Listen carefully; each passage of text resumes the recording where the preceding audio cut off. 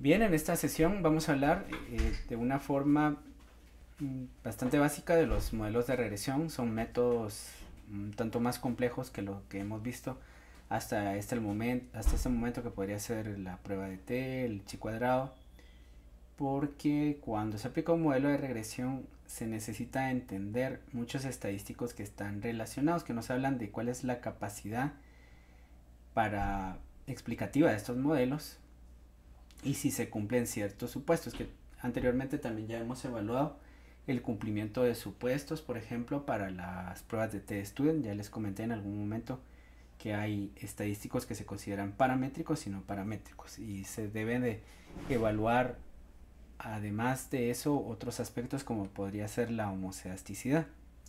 Los modelos de regresión nos permiten no solo explicar los eventos, por ejemplo, determinar la relación que hay entre el índice de neutrófilos linfocitos y los valores de hemoglobina glicosilada en un grupo de pacientes con diabetes. Eso se puede hacer a través de una correlación.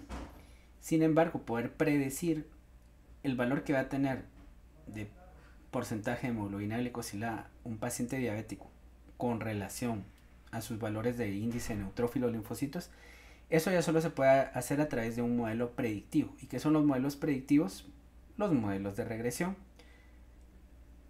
Vamos a ver para qué sirven y qué son los modelos de regresión, que es la regresión lineal múltiple, la regresión logística y la regresión de Poisson. Son métodos bastante utilizados en ciencias de la salud. Bueno, sobre todo estos dos, regresión logística y de Poisson. Los modelos de regresión van a servir para complementar aquellos métodos que se consideran de estadística descriptiva y también para los métodos de estadística inferencial bivariantes. Los estadísticos bivariantes son aquellos que nos permiten explicar que hay una relación entre dos variables. Por ejemplo, entre el valor que tome el índice de neutrófilos linfocitos y que una mujer embarazada vaya a presentar preeclampsia, ¿sí? Dado que siempre hay un componente de inflamación subclínica o daño a endotelio, ese índice pues se ha estudiado en diferentes procesos de enfermedades crónicas o enfermedades agudas, ¿ya? En ese caso solo nos quedamos con la parte explicativa, que hay relación, pero los modelos, eso se obtiene a través de las pruebas de hipótesis, lo que se aplique. Para ese otro ejemplo era ya no la correlación, sino que la prueba de chi cuadrado. Los modelos de regresión explican esas relaciones, pero además pueden incluir más de una variable explicativa, variable independiente. Por ejemplo, yo podría decir que la predicción de la glicemia de una persona a partir del índice de neutrófilos linfocitos también podría incluir la edad del paciente y el sexo del paciente. Podríamos tener diferencias cuando estamos hablando de un hombre o una mujer y cuando estamos hablando de personas, de niños o de adultos. En ese caso, incluir esas variables, más de una variable explicativa, eso se puede hacer a través de modelos de regresión. Pero los modelos permiten generar predicciones. Estos modelos de regresión ya no solo tienen una capacidad explicativa. Y vamos a ver qué diferencia hay. Por ejemplo, la estimación de una ecuación a través de un modelo predictivo, o simplemente ver los valores P y cuál es el efecto que tienen las variables independientes sobre la variable de respuesta. A las variables independientes les llamamos ahora en los modelos de regresión predictores o variables explicativas. Y esa es una diferencia que también de la terminología que se utiliza para los modelos de regresión. Estos nos van a presentar una función matemática explicativa. Ya veremos en el ejemplo de regresión lineal múltiple cómo se puede generar esa ecuación, ¿ya? Porque son modelos matemáticos, nos van a dar una ecuación para poder hacer predicciones. Y esa es la diferencia que tienen. Los otros modelos univariantes no generan una ecuación explícita y su alcance y limitaciones hacen que cada vez estén más en desusos. De hecho, si ustedes ven un estudio, por ejemplo, que no sea un metaanálisis, bueno, aunque también existe algo que se conoce como metaregresión, un estudio, un ensayo clínico de vacunas generalmente va a tener varias variables explicativas y eso lo que hace es que se utiliza un modelo de regresión. Los expertos en bioestadística conocen muchos modelos de regresión que pueden servir para cada caso particular. Por ejemplo, ahorita que estoy estudiando una maestría de estadística y ya estoy haciendo una tesis, el tema que elegí fue modelos generalizados, modelos lineales generalizados para explicar una variable ordinal que se mide en distintas ocasiones. En el caso de los pacientes que son sometidos a cirugía, se sabe que el dolor que expresen en el postoperatorio inmediato puede predecir que estas personas continúen con dolor crónico. Y por lo tanto, la variable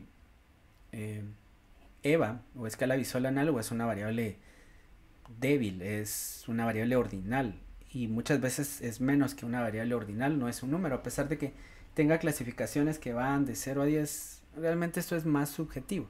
Adicionalmente, se tiene que medir varias veces. En una paciente, por ejemplo, sometida a una cesárea, se puede medir hasta las 48 horas. En un paciente que tenga una cirugía de rodillas, a las 72 horas incluso. Al tener varias mediciones, esto complica resolver este problema. Entonces, esto viene más bien de que de toda la literatura que uno puede ver, hay detrás, si este estudio tiene el suficiente rigor estadístico y metodológico y epidemiológico, un modelo que explique adecuadamente estos datos. Entonces, a veces van a encontrar cosas que son muy complejas. Dicen un modelo lineal generalizado de efectos mixtos. Eso todavía lo comprendo. Y pueden haber otros modelos más complicados, de modelos de regresión bayesiana, etc. Lo importante es que uno al menos pueda identificar aspectos importantes en esos cuadros, ¿ya? Y eso es lo que vamos a ver hoy día en los ejemplos que les voy a presentar, porque modelos de regresión existen demasiados. De hecho, aquí solo les estoy mostrando 1, 2, 3, 4, 5, 6 modelos diferentes y existen muchísimos más.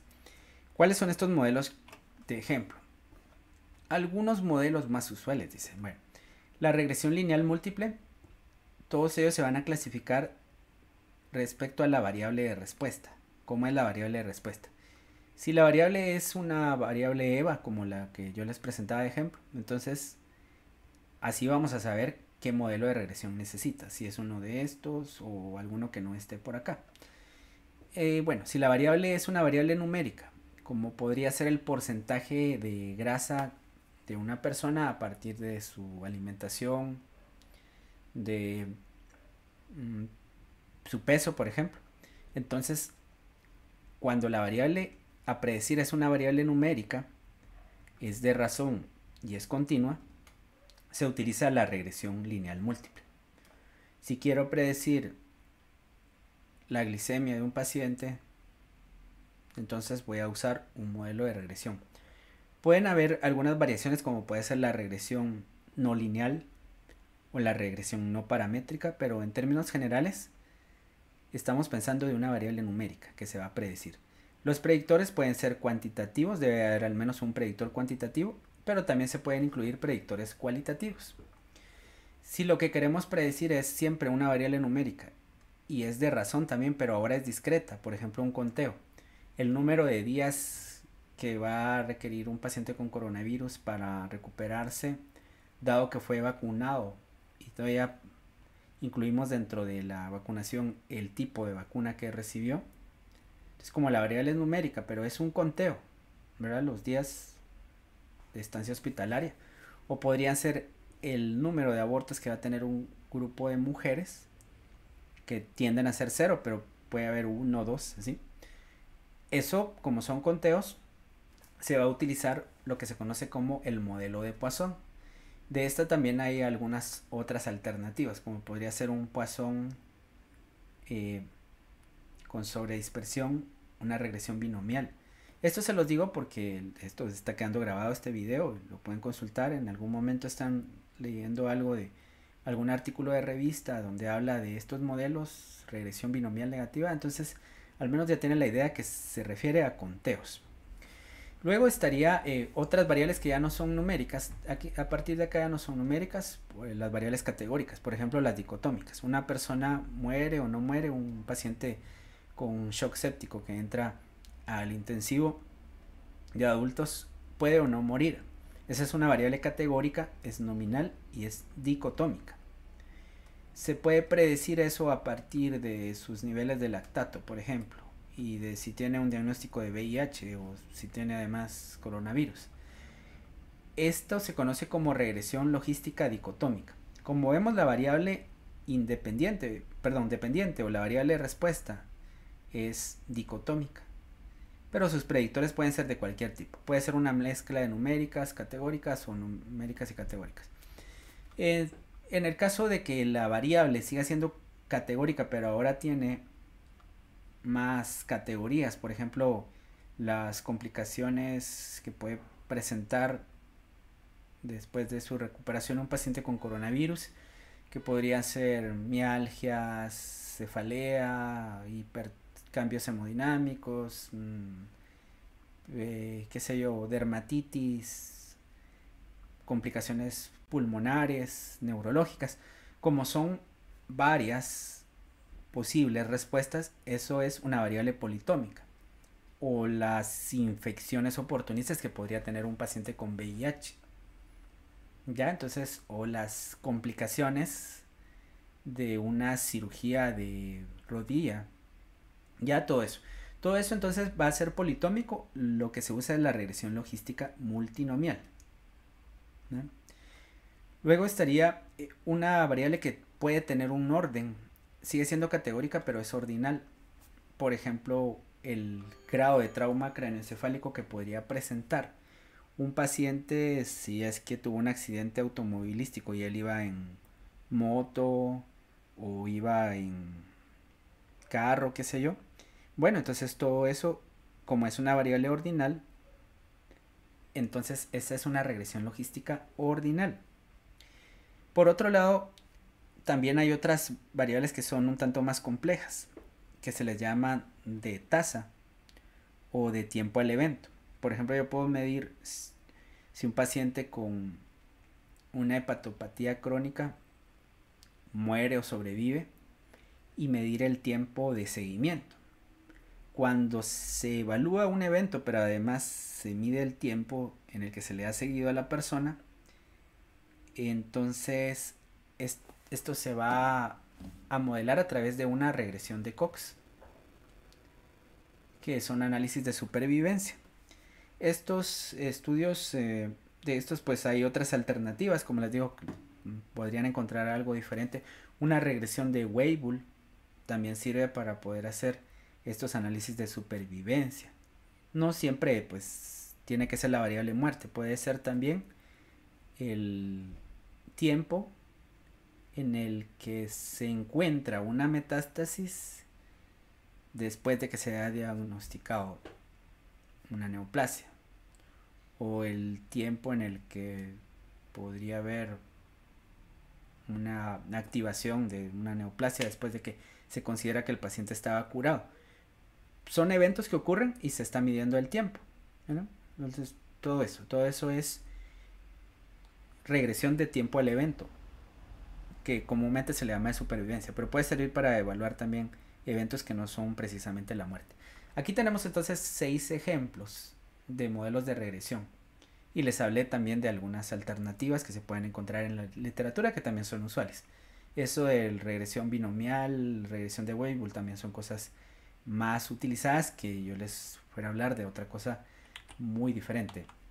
La regresión lineal múltiple es el modelo que se utiliza cuando la variable a predecir es una variable numérica.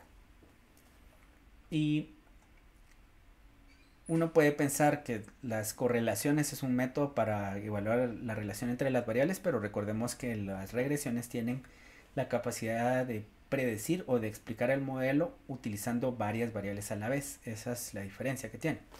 predecir el porcentaje de grasa que podría tener una persona cuando se hubiera medido a través del método de pliegues, que es más complejo, a partir de los valores del porcentaje de grasa que nos va a dar una balanza de bioimpedancia, el sexo del paciente, la edad y posiblemente el índice de masa corporal. Entonces, para ello yo les voy a mostrar un ejemplo aquí de ese ejemplo, esa investigación, y vamos a ir por pasos, porque esto, como les digo, ya no es solo un valor P, son diferentes valores P estadísticos para evaluar si se cumplen los supuestos, estadísticos para bondad del ajuste, y todo eso lo vamos a ir viendo por pasos. Por el momento solo me interesa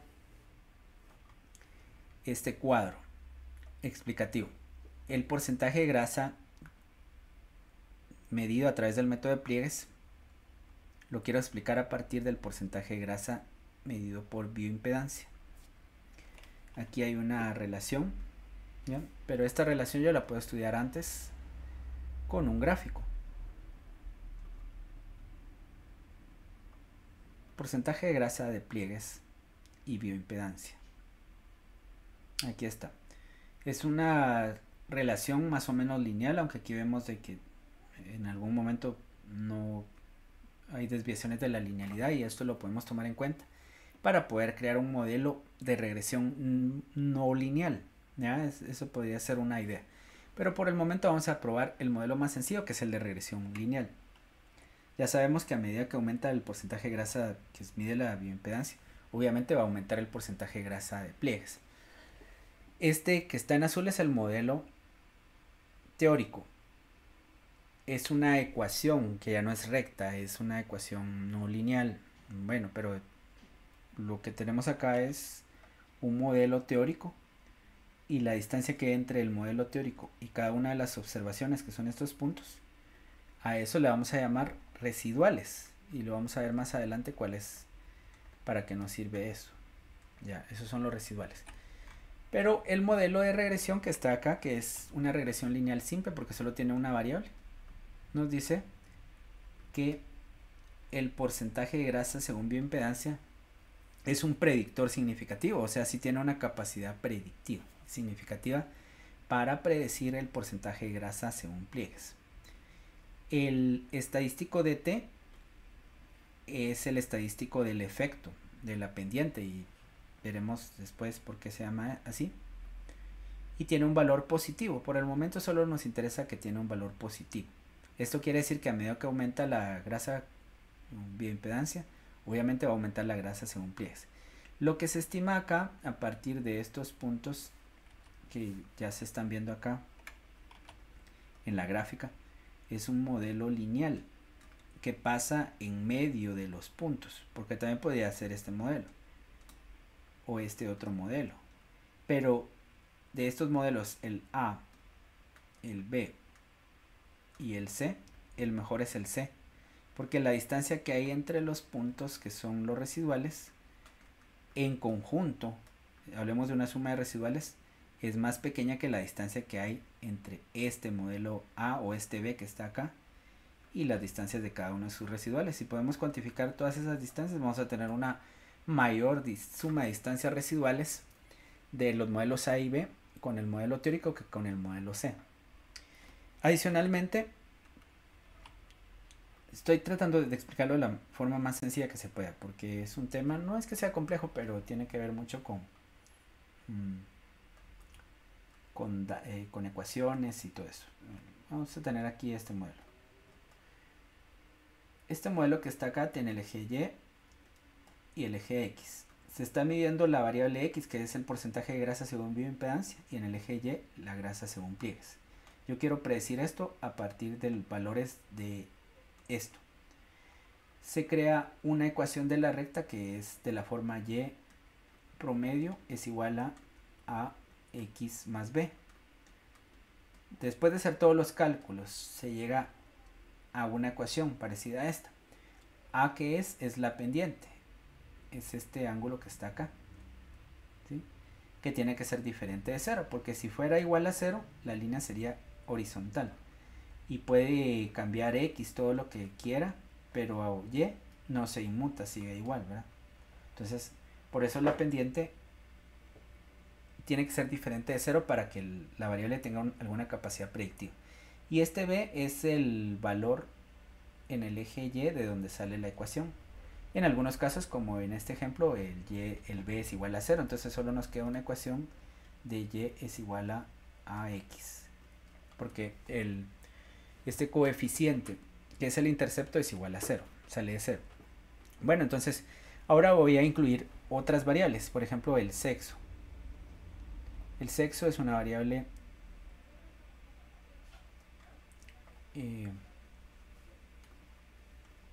categórica. Aquí ya me separa esto en diferentes paneles, pero en el modelo de regresión yo lo ubico por acá y ahora veo que esta variable también es estadísticamente significativa. El sexo es significativo, también tiene la capacidad de predecir. El valor que tiene es negativo, entonces está relacionado con valores más bajos de porcentaje de grasa. Pero ¿cómo se explica esto? Para eso debo de ver cómo están codificados los datos de sexo. Dice sexo femenino 0, masculino 1. Ya. Entonces, cuando el valor es más alto, o sea, una persona 1, digamos que es un hombre, el valor es negativo de lo que estamos prediciendo, que es el porcentaje de grasa bioimpedancia. Negativo no, sino que va a tomar valores más pequeños. Eso nos está diciendo. Lo que nos está diciendo que los hombres tienen menor grasa corporal que las mujeres. Es de este estudio. Aquí yo puedo hacer el análisis exploratorio con un gráfico de boxplot y comparo la grasa corporal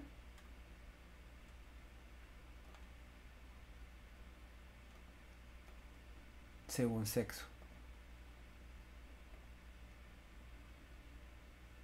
Entonces, la grasa corporal de las mujeres en este estudio es mayor. Por eso aquí nos dice que 1, que es la codificación de masculino, y 0 la codificación de mujer. Entonces, cuando se es 1, se es masculino, se tiene menos grasa corporal que cuando se es mujer. Si los hombres tuvieran mayor grasa corporal, entonces 1 estaría relacionado con un valor positivo de este estadístico de T. Bueno, ¿y qué es el estadístico de T? Esto ya es la bondad del ajuste. Bueno, ahorita vamos a regresar a eso. Por el momento, yo quiero seguir con la presentación. Y dicen de que cuando hay varias variables explicativas, ¿cómo las vamos a escoger? De primero se escogen si tienen alguna explicación biológica. ¿Hay diferencias en la grasa corporal entre hombres y mujeres? Bueno, posiblemente sí. En algunos estudios se ha encontrado mayor grasa corporal en los hombres. En este caso la muestra tal vez no fue aleatoria o estos son pacientes con VIH, no sé si habrá alguna diferencia. Lo importante es de que el sexo sí se considera porque hay diferencias en la distribución de grasa corporal entre hombres y mujeres. La edad se puede considerar, sí, las personas mientras más edad tienen más índice de masa corporal. Y la grasa que se está explicando a partir de la balanza obviamente va a tener alguna relación con la grasa que se podría medir a partir del método de Pliegues. El otro criterio para elegir las variables que van a ir en el modelo es el de bondad de ajuste, la capacidad predictiva. Una vez agreguemos más predictores significativos en el modelo, va a aumentar la capacidad predictiva.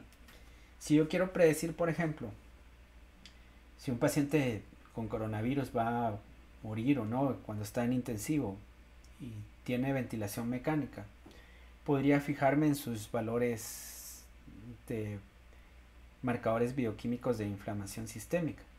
Si solo incluyo la PCR, pues tengo una capacidad predictiva, pero si incluyo otras variables, bueno, dependiendo de qué es lo que está pasando. Por ejemplo, incluyo algo diferente que sería el recuento de plaquetas. Pues el recuento de plaquetas tal vez sí me puede dar una mayor capacidad predictiva. Si solo utilizo un modelo que tiene PCR y otro que tiene PCR y plaquetas y recuento de plaquetas, entonces estoy aumentando la capacidad predictiva al incluir una variable adicional que tiene una explicación biológica de qué podría estar ocurriendo.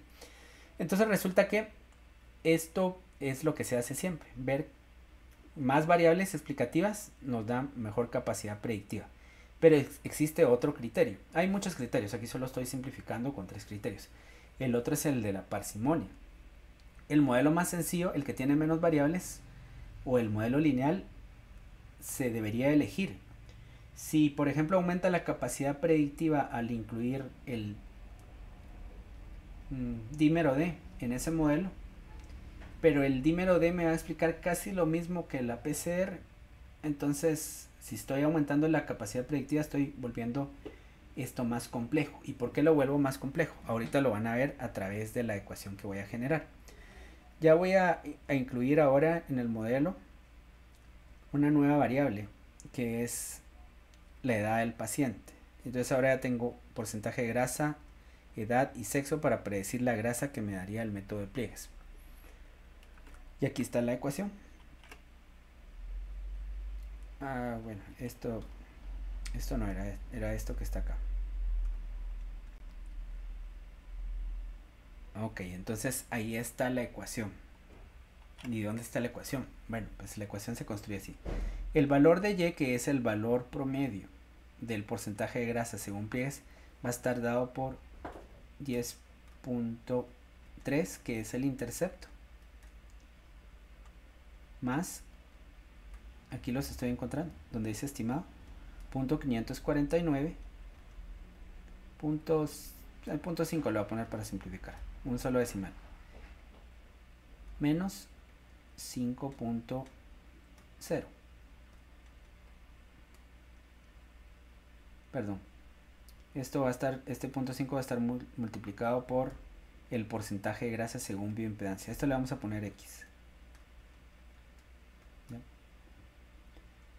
Este 5.0 va a estar multiplicando al sexo, que es la variable Z. Y más este otro valor que es .1,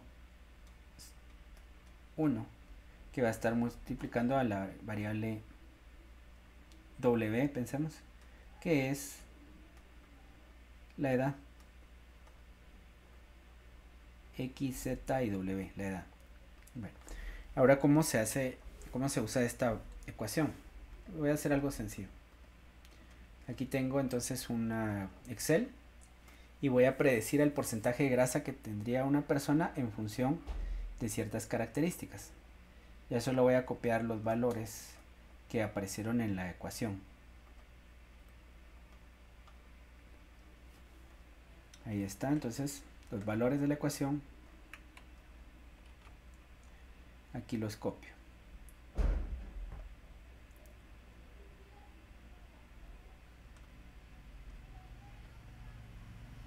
Intercepto es 10.344.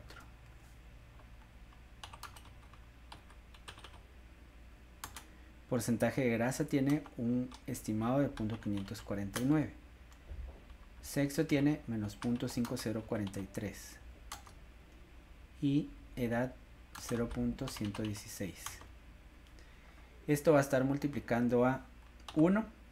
El intercepto no tiene nada, entonces lo dejo así, es una constante. Una constante es un múltiplo por 1. 0.549 multiplica al porcentaje de grasa que me dio la balanza. Suponiendo que una balanza da un porcentaje de grasa de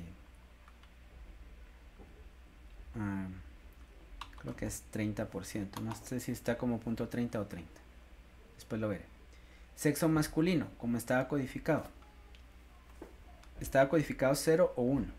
Por ejemplo, 0 significa que es la codificación de las mujeres y 1 de los hombres. Entonces, si es mujer, entonces yo le voy a poner aquí un valor de 0, que es la codificación que tenía. Luego, edad, una persona de 25 años. Ahí está. ¿Cómo utilizó esa ecuación? el valor de Y, que es el porcentaje de grasa según bioimpedancia, está dado por la fórmula que me dice 10.34 por 0.549, que está multiplicando, o sea, más 0.549 que está multiplicando el porcentaje de grasa. Bueno, entonces lo que hago es de primero hacer las multiplicaciones. Esta es una constante, entonces esto es esto por esto. Esta es el porcentaje de grasa según bioimpedancia, que está multiplicado por este estimado. Esto es una mujer que se multiplica por este estimado. Aquí es 0 obviamente, porque estaba multiplicado por 0. Y 25, que es la edad, multiplicado por este valor.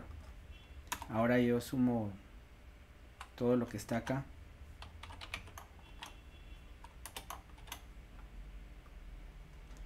Y me da 29.71.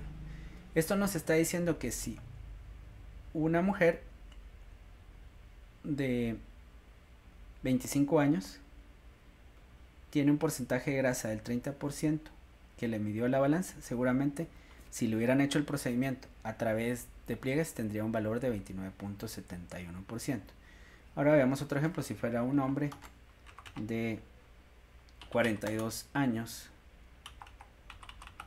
que tiene de 42 años que tiene un porcentaje de grasa del 30% también.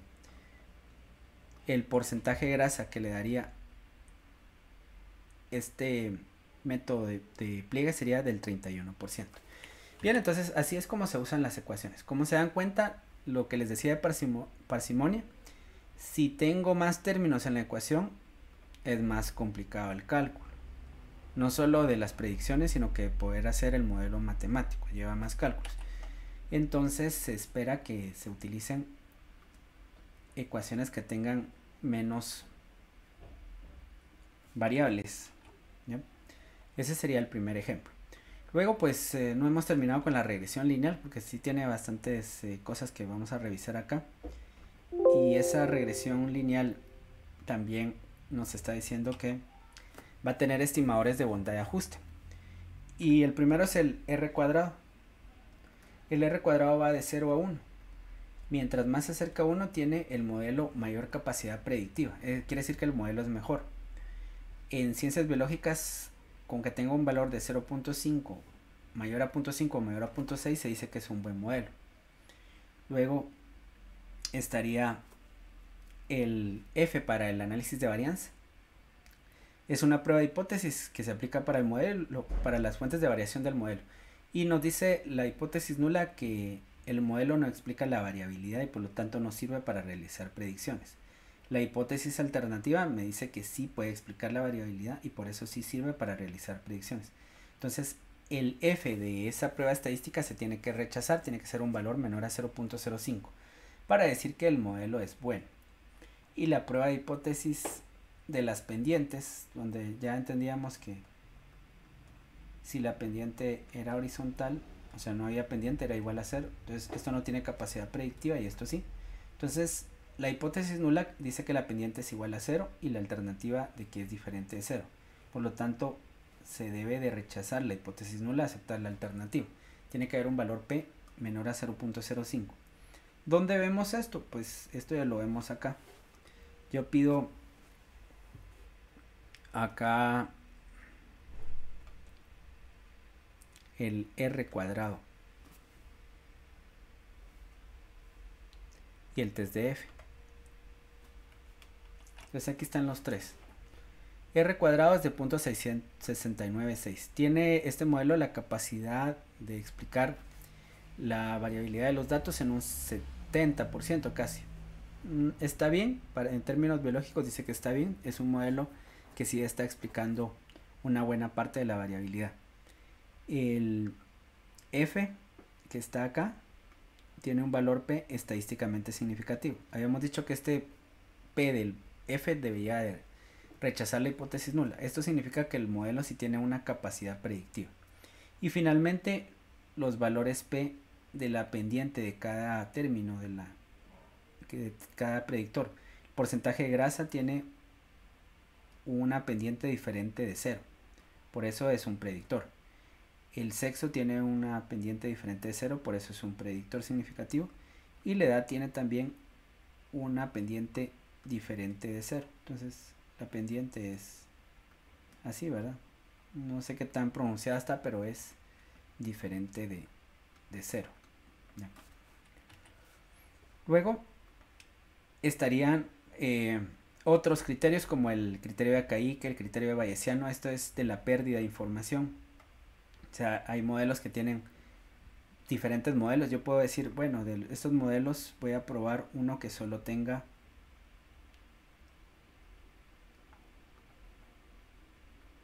que no tenga el sexo. Entonces, veamos acá. Akaike punto 700 es 786. Si el valor es más grande, nos está diciendo que se pierde más información y eso es lo que no queremos. Cuando hay más pérdida de información, el modelo es malo. ¿Qué pasa si quito acá sexo? El criterio de Akaike ahora es de 808. Este es un peor modelo que el modelo anterior. El R cuadrado también bajó. Tiene menor capacidad predictiva. Entonces ahí así se van seleccionando los modelos. ¿Qué otras cosas hay para medir la bondad de ajuste? El error residual, menor error, significa que hay que los puntos, que el modelo está pasando por estos puntos. Pero si los puntos están por acá y el modelo pasa por acá, entonces ese tiene un error residual estándar más grande. Luego estarían los supuestos de la regresión lineal múltiple. Esto es más complicado porque la regresión debe cumplir con todos estos supuestos. Normalidad de los residuales. Los residuales, que es la distancia entre los valores que predice la ecuación y los valores observados, deben de distribuirse de forma normal. Para eso está el histograma, el test de Shapiro-Wilk, que esos ya los vimos, pero ahora es para los residuales. La independencia. Los datos deben de ser independientes entre sí.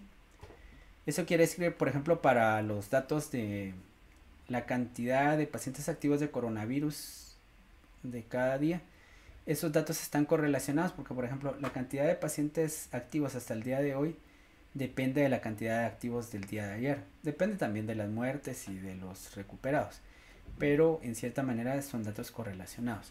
Entonces se debe rechazar de que los datos estén correlacionados, deben de ser independientes. Es decir, que para predecir cuántos pacientes con coronavirus vamos a tener en 10 días, no se usa la regresión lineal, se utilizan las series de tiempo, que son otros métodos. Luego la multicolinealidad, que lo que explica una variable no me tiene que explicar otra variable que está dentro del modelo. Si yo quiero predecir la probabilidad de falla de un síndrome coronario agudo a partir de la PAS, pero en el modelo también incluyo la PAD, estoy utilizando dos variables que están relacionadas entre sí y que por lo tanto también pueden explicar casi lo mismo. La estimación y la validez del modelo se afecta cuando utilizo variables que explican lo mismo. Entonces lo que hago es utilizar solo una de las dos o calcular la presión arterial media para que no haya multicolinealidad. La homozeisticidad es de que los errores se distribuyan con una varianza similar. Si hay varianzas desiguales, eso hace que la estimación de los parámetros no sea la adecuada. Y finalmente la simetría de los residuales, que los residuales se deben distribuir de forma simétrica. No debe haber una tendencia de que cuando yo me subo una balanza u otra persona siempre se aumenta el peso o se disminuye. Deben de ser errores aleatorios. Estos se obtienen acá a partir de los supuestos, ¿no? En estos no voy a entrar en tanto detalle porque ya me llevaría más tiempo, se los voy a explicar rápidamente. Aquí aparecen, por ejemplo, los gráficos residuales, la normalidad. Aquí se evalúa la normalidad de los residuales. Hay ciertas desviaciones de la normalidad, pero todavía se puede aceptar que los residuales tengan una distribución normal.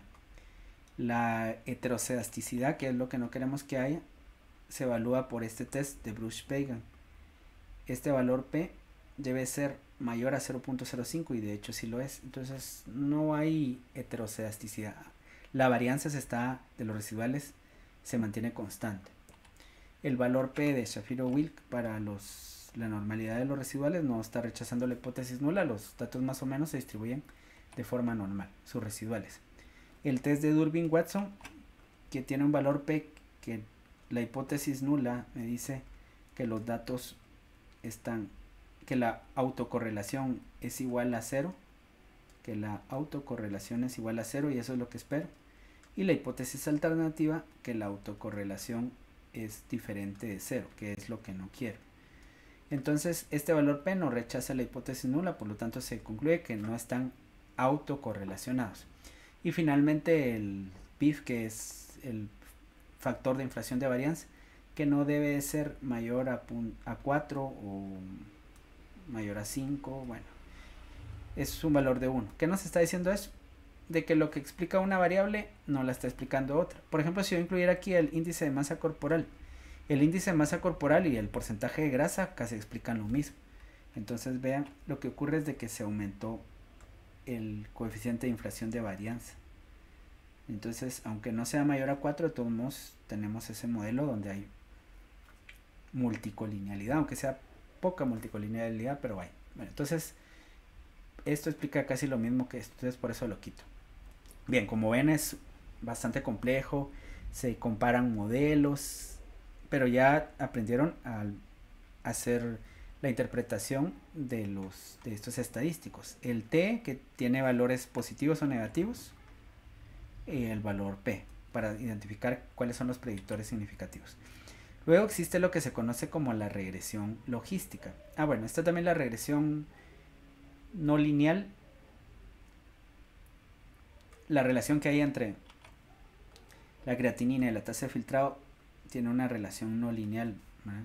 Entonces para eso se crean otros modelos que no tienen una ecuación de la recta, porque ya no es algo recto. Por ejemplo, acá estos son los datos tal y como los vimos en la gráfica anterior, pero cuando se calcula el logaritmo de la tasa de filtrado, los datos ya se linealizaron. Entonces esa es una transformación. No están tan lineales, pero al menos ya están más lineales. La regresión logística es un procedimiento que se utiliza bastante en las ciencias de la salud, sobre todo para estudios transversales y de casos y controles. Para estudios de cohortes se prefiere usar otros modelos como la regresión de Cox, porque se puede contar el tiempo al evento y esta no está hecha para ese tipo de estudios. Pueden haber regresiones binomiales, logísticas binomiales, multinomiales y ordinales. Lo que se determina acá no es un valor, sino que la probabilidad de que el evento ocurra. Cuando también tiene una ecuación y cuando la ecuación nos da un valor por arriba de 0.5, decimos de que es probable que ocurra el evento. Ese evento podría ser muerte o un evento positivo, como que un paciente con coronavirus se le dé de alta, etc. Y la estimación de los parámetros se hace a través de ciertos procedimientos donde hay transformaciones logarítmicas. Como se dan cuenta, para esta variable que era numérica, cuando se le hizo la transformación logarítmica se fue linealizando. Entonces más o menos esa es la lógica que lleva la regresión logística. Y entonces veamos aquí de que el tamaño del efecto se mide a través de estadísticos de Wall y tiene también la medición del tamaño del efecto a través de los ORs, y eso ya lo saben ustedes interpretar, solo que son ORs ajustados. El OR relacionado a una variable, pero ajustado por las otras que entran en el modelo. OR mayor a 1, la variable es un factor de riesgo. Menor a 1 es un factor protector. Igual a 1, no hay asociación entre variables. Los test de bondad de ajuste, hay varios. El test de Hosmer-Lemeshow, donde no se tiene que rechazar la hipótesis nula, ese no lo vamos a ver en los ejemplos. Pero está el coeficiente de determinación de Nagel-Kerke, que siempre se supone que va de 0 a 1. Donde más se acerque a 1 es un mejor modelo. Aquí tengo un ejemplo que es sobre muerte fetal tardía extrahospitalaria. ¿Cuáles son los factores de riesgo que se identificaron? Bueno, antes de ver los factores de riesgo, veamos cuál es la capacidad predictiva del modelo. Es buena. Es un R cuadrado de 0.863. ¿Sí? Es muy bueno. Para poder establecer cuáles predictores eran significativos, se hicieron varias pruebas iniciales y se llegó a la conclusión que los predictores eran el tabaquismo, los controles prenatales, el estado nutricional, la diabetes gestacional, la hipertensión arterial. Todos tienen estos valores. Ahora valoremos el tamaño del efecto. Recordemos que si Z es negativo, quiere decir que esto aporta de una forma inversa a que ocurra el evento. Esto quiere decir que si una persona se hizo controles prenatales, el tamaño del efecto es negativo, lo cual está diciendo de que es menos probable que vaya a tener esta mujer una muerte fetal tardía fuera del hospital. Ok, entonces el odds ratio va a ser menor a 1 en esos casos, ¿verdad? Porque es un factor protector. Y dado que no incluye al 1 en el intervalo de confianza que está por acá, es un factor protector estadísticamente significativo. Las otras variables, esas aportan de forma positiva. Tabaquismo, Z es positivo, OR mayor a 1, ¿verdad? Estado nutricional, mientras más alto es el estado nutricional, por ejemplo aquí tengo sobrepeso, obesidad, el efecto es positivo, aumenta la probabilidad de muerte fetal tardía extrahospitalaria. El odds ratio está acá, es mayor a 1. Diabetes gestacional, ok, entonces esto nos está diciendo que los predictores más importantes son diabetes gestacional e hipertensión arterial. Esto se ve con los odds ratios, pero también con los estimadores de Z, que son 4.66 y 3.61. Tienen los Z más grandes. Incluso el efecto que tiene este es negativo, dice, ¿verdad? Pero yo lo podría ver el control prenatal al revés, que es no recibir control prenatal, entonces tendría el mismo valor, 2.45, solo que positivo. No tener control prenatal aporta un Z de 2.45, pero tener hipertensión arterial un Z de 4.66, entonces este es el efecto más grande. Aquí podemos valorar que en el intervalo de confianza no debe incluir al 1 para que se consideren factores de riesgo o protectores estadísticamente significativos, y de hecho el 1 está por acá. ¿Qué dice el estado nutricional? Una mujer con sobrepeso o obesidad tiene 6 veces la probabilidad de presentar una muerte fetal tardía extrahospitalaria en comparación a una mujer que tiene un estado nutricional normal o de bajo peso. Y así. Estos tienen valores muy altos. Diabetes gestacional, pero esto es porque habían pocos casos de diabetes gestacional. Ustedes han visto pues de que cuando llega una mujer embarazada, obviamente son pocos los casos de diabetes gestacional. Hipertensión arterial tampoco se encontró, dado que son mujeres generalmente jóvenes, hay menos prevalencia de hipertensión arterial, pero las pocas que hubo con diabetes y con hipertensión, casi todas tuvieron un aborto, ¿no? Entonces, esta es la forma de hacer la interpretación de la regresión logística. El criterio de AKI, que siempre está por acá y sirve para comparar con otros estudios. Bien, esto también tiene una ecuación, es un tanto más compleja, para que nos dé tiempo de ver el otro tema, que es la regresión de Poisson. Ya voy a pasar a este tema. La regresión no lineal no es un buen método cuando lo que queremos es predecir un conteo, porque al final nos pueden haber recuentos negativos, que esto sí es probable en la regresión lineal, y además la media y la varianza de estos casos están correlacionados. Mayor media, mayor dispersión. Los recuentos suelen no distribuirse de forma homocedástica, y esto afecta la validez del modelo de regresión lineal. Entonces lo que se hace es el modelo de regresión de Poisson, que sirve para conteos. Cuando el evento es muy raro y son conteos, se puede utilizar la regresión de Poisson. Por ejemplo, los abortos son cosas raras en nuestro medio. Digamos, en la sociedad en general son eventos poco frecuentes. Por todos los avances que han habido en la salud, en la salud pública, en la salud materno-infantil, el que una mujer se embarace y quiera llevar su embarazo hasta el final, hasta este momento, pues, o al menos aquí en Guatemala, es algo poco frecuente. Entonces, generalmente se van a observar valores de 0, valores de 1. Eso hace que se requiera de un modelo de este tipo y no de una regresión lineal. El modelamiento está por acá y el ejemplo está por acá. Entonces, para finalizar este ejemplo, ya saben que en un modelo vamos a buscar siempre el P y el Z, que son el tamaño del efecto y la significancia de los predictores. Aquí el único predictor que se usó fue el perfil socioeconómico. El valor de Z es positivo. o es negativo? Es negativo. Ah, bueno, entonces ¿qué nos está diciendo?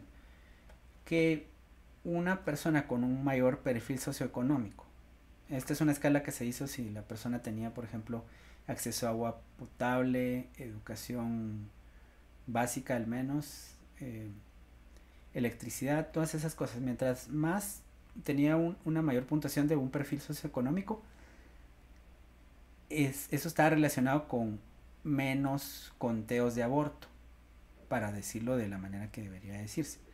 Ahora, desde el punto de vista práctico, es de que las personas con perfil socioeconómico más alto van a tener menos casos de aborto. En esos grupos van a haber menos casos de aborto. Entonces, como pueden ver, este es un modelo de Poisson. Ya vimos uno de regresión logística, uno de regresión lineal. Estrategias para poder interpretar esto es ir a buscar este cuadro de los coeficientes, donde los valores, los signos de los coeficientes o de los valores z nos dicen cuál es el aporte de la variable al evento que estamos buscando o a la variable que estamos estudiando. Adicionalmente se presentan los valores P al lado de estos estimadores del tamaño del efecto. A esto le vamos a llamar tamaño del efecto, que puede ser un Z o una estadística de Wald, y el valor P de los predictores. Después, si es posible, podemos buscar un estadístico de bondad de ajuste como un R cuadrado. Aquí lo que tiene es un criterio de Akaike. Mientras más pequeño es este, es mejor, pero aquí no estamos comparando con una.